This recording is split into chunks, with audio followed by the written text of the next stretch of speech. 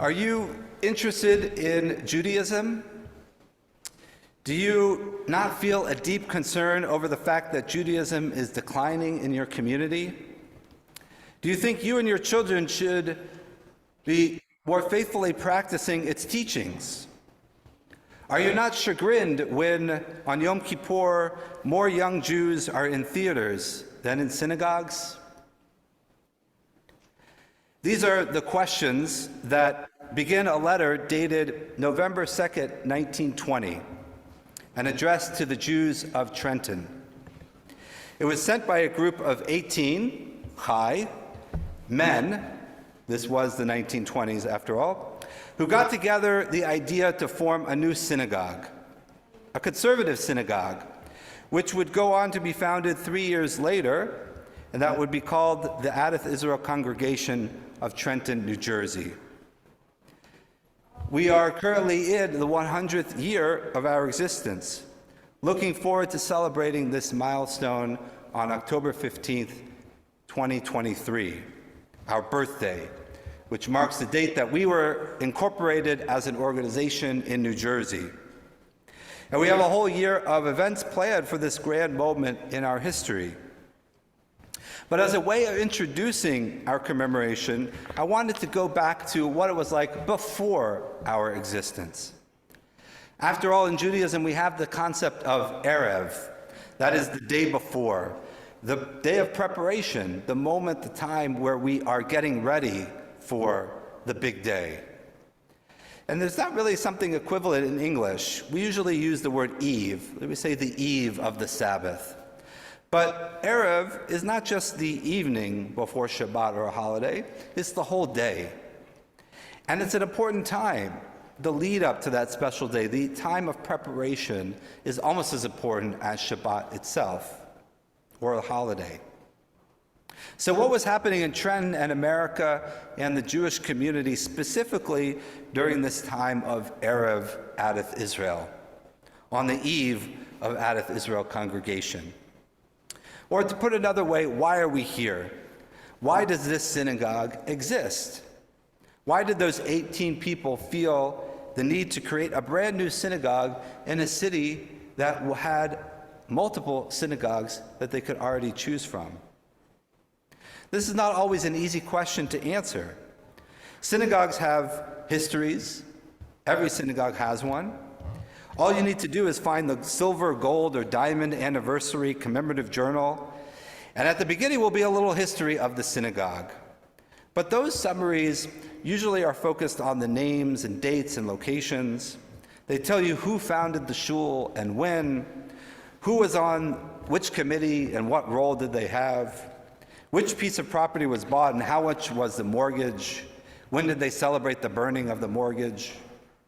All of this information is interesting, especially for members who have a deep connection to the synagogue.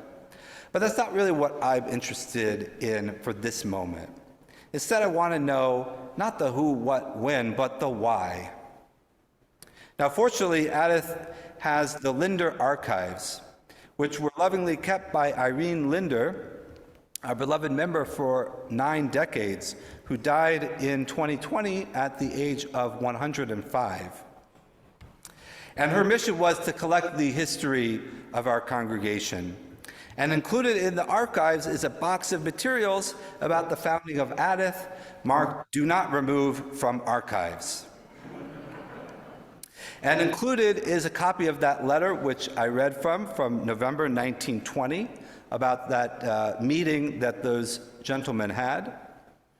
And also included in the archives is this article here. I've got I don't know if it's the original copy, but I've got the copy that has certainly been sitting in our archives for decades and decades. And it's an article entitled "The New Conservative Synagogue in Trenton." Forgive me, Irene, for taking it out of the archives. I promise I'll put it back. Now, it sets out the purpose of this new initiative, the goals and objectives, and it reads the following. As we look about us on all sides, we find our people, both old and young, but more especially our young, lax in their faith. Within them, their religion is shrunken until it is a non-entity. With them, Judaism is a minus quantity. Intermarriage with Gentiles is nothing. The synagogue is distasteful, and its services are boring. The theater attracts, the synagogue repels. The baseball series is more important than the rabbi's sermon. The store is our temple, and the dollar is our God. Let us not deceive ourselves. Do not think that because the marvel of history is that Israel has waded through countless vicissitudes and has emerged triumphant through innumerable tribulations, that she necessarily will continue thus forever and ever. The writer is not a pessimist, yet he cannot help feeling that Israel may crumble, that her pillars may totter. So forgive me for quoting such a long passage, but I think it's important, and in a sense, it could have been written today. Maybe we would make a few alterations, a little bit different words that we would have chosen. But baseball is as popular today as it was in 1920. Maybe we could replace streaming services for the theater for what attracts instead of the synagogue. But mostly, the sentiment holds.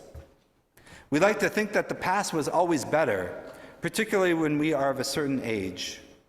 In my time as a rabbi, I've encountered this kind of Jewish nostalgia often and in lots of different communities. People recall when the shul was full to the brim on high holy days. We used to have to put the chairs all the way back to the end of the social hall. We had overflow services. Others recall all of the wonderful Jewish delis and bakeries in Trenton, with synagogues on every block. It was an idyllic time. But the question is, what is the time that we are pining for? Which era? Many of this Jewish nostalgia is for the 1940s through the 1960s, which is arguably the golden age of Jewish life in America. It was the baby boom when our shuls and schools were filled to the brim. The generation of Jews who had immigrated from the old country still knew those ways and traditions. And they not only were still around, they were in leading positions within the community. There were thousands of Holocaust survivors building new lives, determined to keep Judaism alive. Anti-Semitism was on the decline, and there were all kinds of fields opening up for Jews to enter, as official discrimination and quotas were beginning to be eliminated. But Jewish life was not always like this. The 1920s were a different story. It's just that there's no one alive today who remembers them. This was a time of deep anxiety for American Jews, as reflected in the story of Adath's birth. The previous 40 years had seen an explosion of immigration to America from the Jews of Eastern Europe. But many of these new immigrants were looking for ways to create a new life in America, and they weren't interested in Judaism. It's an idea that's illustrated in a novel by the New Jersey author Dara Horn called In the Image, and she has this moving description of boxes, the tefillin boxes, floating in New York Harbor after the Jews had tossed them overboard, these new immigrants, once they saw the Statue of Liberty. These Jews wanted to be American, and they were ready to shed both physically and figuratively the trappings of their tradition. They were more interested in the theater and baseball than the synagogue. Professor Jenna Weissman-Joslett describes in her book, The Wonders of America, the birth of the modern holiday of Hanukkah. Throughout most of our tradition, Hanukkah was a minor holiday. There's a few rituals that you do. You light the menorah, you give maybe some gelt, and that's about it. It only became a major celebration today in America starting about the 1920s. The problem was that all the Jews wanted to celebrate Christmas. Not just the assimilated Jews that had been here forever, for generations, but for new immigrants too. In fact, giving gifts on Christmas was a way to show that you weren't a greenhorn, that you didn't just step off the boat, but that you knew what the traditions of America were. These new immigrants figured that if Americans considered Christmas to be a non-religious holiday, then we can adopt it too. But this was not something that the establishment of Jewish life in America was happy about. And so rabbis and other communal leaders had this feeling that we need to create another alternate holiday, build up Hanukkah to compete with Christmas. So the 1920s was this time of high anxiety for the Jewish community. There was a fear that Judaism was declining and that something needed to be done. One of the answers was the creation of the synagogue center, the so-called shul with a pool. The idea was that the synagogue should be not just a place for prayer and religious education, but for socializing, for art, for entertainment, and for physical exercise. The great evangelist of this movement was Rabbi Mordechai Kaplan, who was a rabbi from the Jewish Theological Seminary, who trained multiple generations of conservative rabbis. And he also helped to found the Reconstructionist movement. As I was digging through archives, I saw that he also visited Adath, Israel, a few decades after our founding. And Kaplan helped to create the Jewish Center in 1918. Not the Jewish Center of Princeton, the other Jewish Center, which is on the Upper West Side of Manhattan, and indeed is a building that still has its pool. But he left in 1921 because his ideas were too radical for that synagogue, which today is one of the flagships of the modern Orthodox movement. But these ideas were circulating, that Jewish life needed to be more relevant, more relatable to the needs and desires of the people. Jews, like their neighbors, were interested in social clubs, so why not make the synagogue into one? All of this history is a background to why those 18 people wanted to start a new synagogue in 1920 when there already were at least half a dozen shuls in the city. They felt that their needs were not being met. And the answer for them was a new movement of conservative Judaism. Virtually all of the synagogues before Adath's founding that are part of the conservative movement were originally Orthodox. Their members wanted more modernity in the service. They wanted men and women to sit together. They wanted sermons in English. They wanted prayers both in Hebrew and English. And they didn't want the selling of honors during services. And so these synagogues evolved into conservative institutions. The founders of Adath wanted all of those things too. They listed those in their letter to the people of Trenton. But they decided that rather than changing an older synagogue or trying to change an older synagogue, they would create a new one. And so Adath became one of, if not the first synagogue to begin its tenure as a conservative synagogue, not to enter the movement as a transformation of an Orthodox one. They felt the answer to the problem of Jewish apathy and rapid assimilation would be a modern contemporary synagogue that would appeal to all the Jews of Trenton in the 1920s. And they specifically felt that a conservative synagogue was well positioned to do that because Orthodoxy was too old, too backward, too unresponsive. This is their opinion. It's not my opinion necessarily of Orthodoxy today. They also felt that the Reform movement was too radical, wasn't Jewish enough. The founders were looking for something in the middle, and the conservative movement, as Goldilocks would have said, was just right. And so the founders were in constant communication with the United Synagogue, now it's called the United Synagogue for Conservative Judaism, who guided them in the formation of Adath. Its executive director visited Trenton a number of times and corresponded with them through many letters. And the result was that on October 15, 1923, the dream was finally fulfilled. And after 3 years of planning and lots of fits and starts, Adath Israel Congregation was born. And after 100 years of vibrant and successful Jewish community and 99 Rosh Hashanahs leading up to today, I think that the founders would be proud of what we have built in this synagogue. But you may wonder, why am I telling you all of this? Why this history lesson? Some of you might find it interesting, some not as interesting. But the purpose, though, was to let you know that the challenges that we face today, those are the same as the challenges faced by those 18 founders 102 years ago. We are also worried about the future of Judaism, particularly of the conservative movement. And the challenges are the same. The appeal of the extremes. Many are drawn to the sense of community and tradition and the certainty of orthodoxy. Others prefer reforms focused on social justice and a more permissive approach to Jewish practice. I believe that the conservative movement's approach still has great value, but it is hard to be a moderate in 2022. We don't reward in this society those who are measured and considered. Instead, our society embraces the extremes.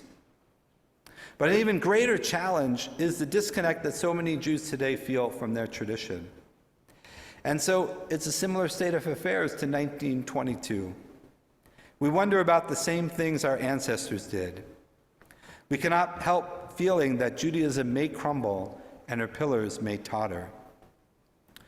Sure, the ultra-Orthodox will probably be around in another 100 years, but will there be a contemporary Judaism that embraces modernity and adapts to the world around us?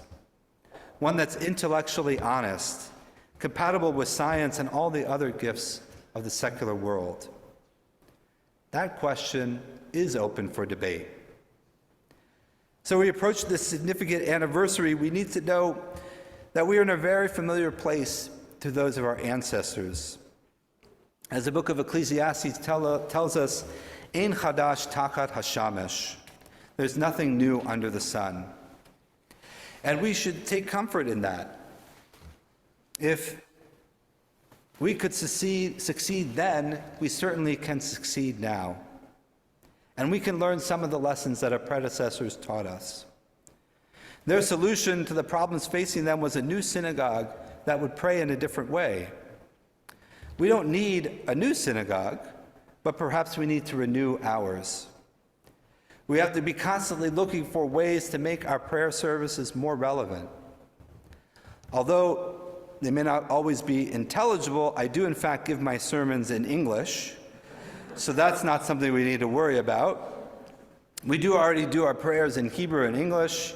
We've trimmed our services the way that the founders back then wanted. But in 2022, there are new and different ways that we can make our services more relevant. And that's why this year we're introducing a new program for our 100th called our First Fridays, where we will be bringing in Gedalia Penner, who I mentioned a few minutes ago, a cantorial student at the Jewish Theological Seminary. He's also an alumnus of the a cappella group Y Studs and the Hadar Rising Song Institute.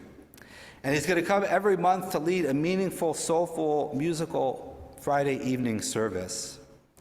The goal is not just to have, however, a wonderful service and a guest each month, but rather Gedalia is going to be teaching us melodies and working with us to build a sustainable model so that we can evolve our services even when he's not here. He's going to be teaching us melodies each Thursday of the month, the day before he leads our services. His first trip to Adath, as I mentioned, is going to be an Artist in Residence weekend on October 21st through 23rd, including a dinner and a concert and a number of programs. It really is our kickoff to our 100th anniversary celebration, and it could not be more appropriate to be in line with the vision of our founders in 1923. In addition, this year, throughout the year, we have planned instrumental Shabbat evening services to celebrate our anniversary. So each one of these services is going to be tied to a different theme in Adath's history, beginning with the 1920s and 30s, going all the way up to the 2000s and 2010s. The other approach to revitalizing Judaism in the 1920s is still relevant today as well, that of creating a synagogue center. Our Mosaic program, our Center for Arts, Culture, and Ideas, is animated by the same vision that Mordechai Kaplan had in the 20th century, to make the synagogue more than just a place to pray and study. We have had a few years under our belt with Mosaic, including the challenge of navigating during the pandemic, and it's proved to be a good model of engaging our community more broadly. The tweak that we have today is that the Synagogue Center was meant to be a social club. In the 1920s, that was something that people were interested in doing. Today, our problem is people don't want to affiliate with any institution, not just synagogues. So rather than creating a center, our social club, our Mosaic is more of a subscription model to be compatible with what today people are looking for. And we have a whole slate of Mosaic programs this year as we transition to being back in person, including a concert in the spring with the a cappella group 613, which is going to be another one of our special 100th anniversary programs. There's a lot to be excited about at Adath as we enter our second century. We have an amazing history, an inspiring founding vision to guide us. We face many of those same challenges as our founders did in the 1920s. And we have many of the same tools at our disposal that they did, particularly the creativity, the foresight, and the passion of our members. In their vision for a new conservative synagogue in Trenton, our founders wrote, "We do not possess the cure-all and the panacea for all religious ailments, for after all, that must come from within. But we do believe that we can bring ourselves a long step in the right direction, that we can strengthen our faith, that we can make our worship more pleasing, that we can be more readily attract the new generation, that we can effect a more substantial unity among us, that we can encourage and more easily foster worthy Jewish philanthropies. In short, that we can make of ourselves better citizens and better Jews. Ken Yehi Ratzon, may it indeed be God's will that we build upon the success of our past to chart a new and great future for our beloved Adath Israel congregation. Shana Tova Umetuka, a good and sweet new year and our 100th to all.